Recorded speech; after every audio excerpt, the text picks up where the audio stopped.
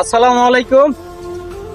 তো আমি যে জন্য আজকে ভিডিওটা করতেছি, কারণটা হচ্ছে দেখেন, এই যে রাস্তাটা, এই চৌমুহনী টু বড়দলার যে রাস্তাটা আছে, এই রাস্তাটা অনেক কষ্টের বিনিময় এই রাস্তাটা আমরা পাইছি। তাও আদা মাদা কোনোভাবে কাজ করছে এই রাস্তাটা। এরপরে দেখেন ওই দিন একটা ট্রাক এখানে গাইরা এই রাস্তাটা পুরাটা ভেঙে গেলাইছে। অথচ ট্রাক ড্রাইভার রে এবং এই ট্রাকের যে মালিক আছে মালিকদেরকে বলছি যে ভাই এই জায়গাটা একটু মেরামত করে দেন। তো এরা বলছে যে না, জায়গাটা মেরামত করে দেবো।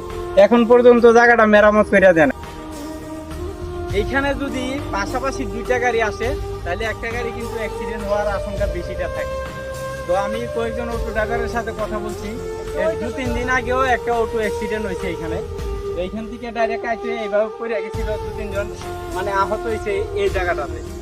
তো আমি প্রশাসনের দৃষ্টি আকর্ষণ করছি এবং এলাকার যারা সচেতন ব্যক্তি আছেন সবার দৃষ্টি আকর্ষণ করে বলছি, প্লিজ আপনারা এই যে ট্রাক ড্রাইভার যারা ছিল, হ্যাঁ হয়তো আমার সাথে যোগাযোগ করলে আমি বলে দেবো যে কারা কারা ছিল, আপনারা কষ্ট করে হলেও এই রাস্তাটা, এই জায়গাটাতে মাটি ফালাই যাতে এই জায়গাটা ভরাট করে দেয়, এরকম একটা ব্যবস্থা করে দেয়, এই রাস্তাটা আবার ঠিক হয়।